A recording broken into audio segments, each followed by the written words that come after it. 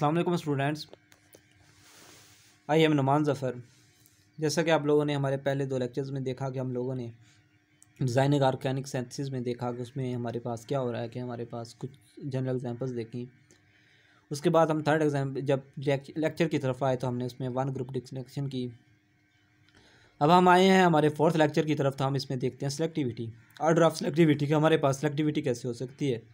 Student देखें कि हमारे पास सिलेक्टिविटी की 3 टाइप्स होती हैं, क्यूमुलस सिलेक्टिविटी, रिजियो सिलेक्टिविटी और स्टीरियो सिलेक्टिविटी। अब हमें सिलेक्टिविटी क्यों देखना पड़ रही है कि हमारे पास, हमने देखा था जब पहले 2 लेक्चर्स में, हमारे पास कोई भी एक चेन थी या कोई रिंग था, उसके ऊपर 2 या 2 से ज़्यादा ग्रुप्स अटैच थे। तो अब उसमें क्या हो रहा था कि हमारे पास जो रिएक्शन था वो किसी एक पे पहले होता था, फिर दूसरे पे, फिर तीसरे पे होता था। तो इसलिए हमने देखना पड़ा कि सिलेक्टिविटी देखेंगे कि किस पे ज़्यादा पहले रिएक्शन होगा, किस पे बाद में होगा। तो इसे हम कहते हैं सिलेक्टिविटी। सिलेक्टिविटी की 3 टाइप्स हैं, उसको पहले देख लेते हैं। कीमो सिलेक्टिविटी क्या होता है कि हमारे पास 2 या 2 से ज़्यादा फंक्शनल ग्रुप कहीं मौजूद हों, तो हम देखेंगे कि रिएक्टेंट कौन से फंक्शनल ग्रुप के ऊपर पहले अटैक करता है, इसको कहते हैं केमियो सिलेक्टिविटी। उसके बाद हम आते हैं रिजियो सिलेक्टिविटी की तरफ। तो हम देखते हैं कि हमारे पास जो प्रेफरेंस को रिएक्शन किस जगह पे हो रहा है। हमारे पास 2 से ज़्यादा भी, जैसे कि एज यू नो हमारे पास हो रहा था कि 2 या 3 पोजीशन हो रही हैं। जैसे कि फर्स्ट लेक्चर में हम देख रहे थे कुछ एग्जांपल कि हमारे पास 2 जगह से बॉन्ड ब्रेकेज हो रही थी, 2 ए या बी, हम 2 पाथवे बना रहे थे, लेकिन हम कह रहे थे बी पाथवे अच्छा है या ए पाथवे अच्छा है। हमारे पास यानी कि 2 तरह का हो सकता था पाथवे, अगर हम एक ही को सिलेक्ट करते हैं उसका हम कहते हैं रिजियो सिलेक्टिविटी। नेक्स्ट है हमारे पास स्टीरियो सिलेक्टिविटी। स्टीरियो सिलेक्टिविटी की भी अपनी 2 टाइप्स होती हैं। उसमें हमारे पास रिएक्शन या तो मैकेनिज्म के ऊपर बेस करेगा या वो ना मैकेनिज्म का बेस नहीं करेगा। अगर वो मैकेनिज्म के ऊपर बेस करेगा और हमारे पास एक प्रोडक्ट देगा तो उसके हम स्टीरियो स्पेसिफिक कहते हैं। अगर वो हमारे पास मैकेनिज्म के ऊपर बेस नहीं कर रहा, हमारे से एक से ज़्यादा प्रोडक्ट दे रहा है, इसे हम स्टीरियो सिलेक्टिव कहते हैं। नेक्स्ट हम देखते हैं कि हमारे किलो सिलेक्टिविटी को लेके आते हैं कि रिएक्शन किस पे पहले होता है, किस पे बाद में होता है। इस चीज़ को देखते हैं। हमारे पास एक ग्रुप है, जैसे कि आपने देखा कि OH लगा हुआ है, साथ में NH2 लगा हुआ है। इसके साथ एसिटिक एनहाइड्राइड के साथ जब पेरिडीन की मौजूदगी में रिएक्शन करवाते हैं तो NH2 के ऊपर रिएक्शन हो जाता है OH की निस्बत। तो हम कहते हैं कि जो इसमें जब इसकी रिएक्टिविटी ऑर्डर देखा जाता है तो OH जो है वो लेस रिएक्टिव है और NH2 ज़्यादा रिएक्टिव है। तो हमारे पास जो रिएक्शन है वो NH2 के ऊपर जल्दी हो गया, असाइल ग्रुप उधर लग गया। नेक्स्ट हम इसी प्रोडक्ट को लेके जिसके ऊपर असाइलेशन हुई है, इसी को लेके इसकी रेट्रो की तरफ आते हैं। तो हम सबसे पहले क्या होगा कि जो हमने असाइल ग्रुप लगाया सबसे पहले वो रिमूव हो जाएगा, NH2OH आ जाएगा। उसके बाद क्या करेंगे, हमारे पास इसकी FGI करवाएंगे। जब FGI करवाएंगे तो NH2 group as you know कि NO में चेंज हो रहा है, NO2 पे चेंज हो रहा है, जो कि हम शुरू से पढ़ते आ रहे हैं। उसके बाद हम इसके carbon to nitrogen bond break करेंगे तो हमारे पास फिनाइल आ जाएगा। अब देखेंगे इसकी हम सेंसिस भी देखते हैं कि हम सेंसिस कैसे करेंगे। तो हमारे पास जो फिनाइल है इसकी सबसे पहले नाइट्रेशन करवाएंगे।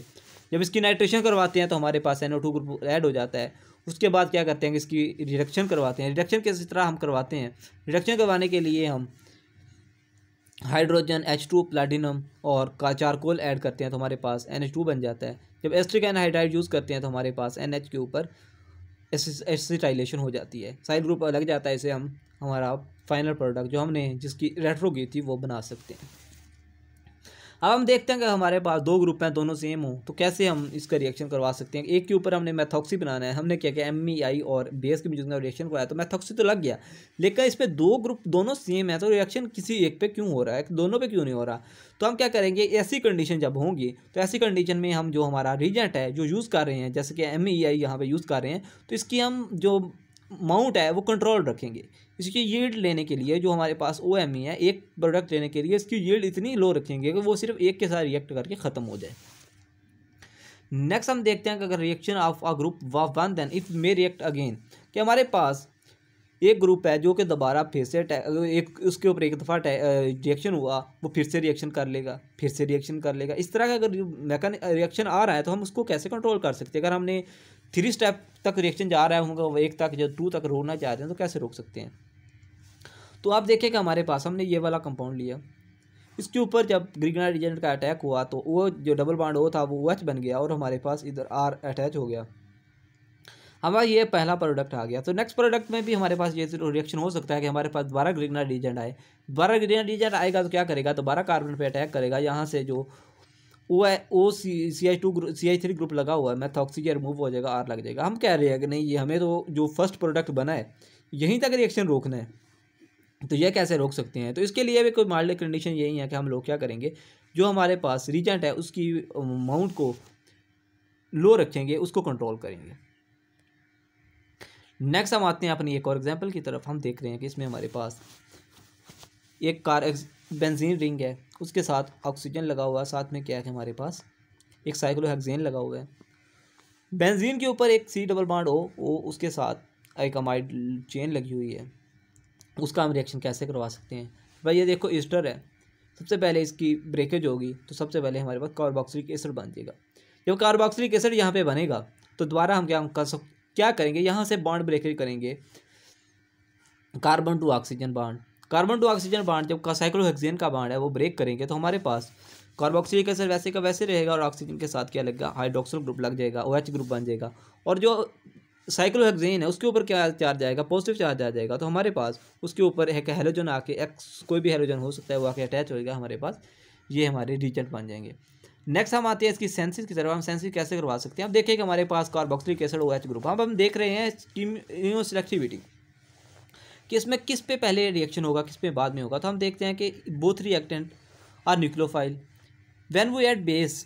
जब हम बेस ऐड करेंगे तो दोनों को प्रोटोनेट करेगी। अब जब दोनों को प्रोटोनेट करेगी, एक जो है वो CO2 नेगेटिव बन जाएगा, एक क्या बनेगा, वो क्या बन जाएगा, O नेगेटिव। अब देखें कि जो हमारे पास CO2 है वो CO2 क्या करेगा, वो अगर C डबल बॉन्ड हो O नेगेटिव जो है, इसके हम रेजोनेटिंग स्ट्रक्चर देखें तो ये एक रेजोनेंस दे रहा है, रेजोनेंस की वजह से ये खुद को स्टेबल कर रहा है। लेकिन जो O नेगेटिव है उसके साथ तो कोई और नहीं है ग्रुप जो उसको रेजोनेट करे या उसको स्टेबलाइज करे, तो इसके लिए O नेगेटिव जो है वो ज़्यादा रिएक्टिव होगा। तो यहाँ से हमारे पास रिएक्शन सबसे पहले O नेगेटिव के ऊपर होगा। अब देखिए हमने बेस ऐड की, बेस ऐड करने से दोनों के ऊपर नेगेटिव चार्ज आ गया, दोनों आयन बन गए। अब ने क्या किया, हमारा जो साइक्लोहेक्सेन था उसको ऐड किया तो हमारे पास ऑक्सीजन का नेगेटिव चार्ज था, उसने उसका कार्बन के ऊपर अटैक किया और यहाँ से हैलोजन रिमूव हो गया और भाई ये बॉन्ड जो फॉर्मेशन है ये हो गई। फिर हमने हमारा जो रिक्वायर्ड प्रोडक्ट था OH CH2 4 NH2 इसको ऐड किया तो हमारे पास वो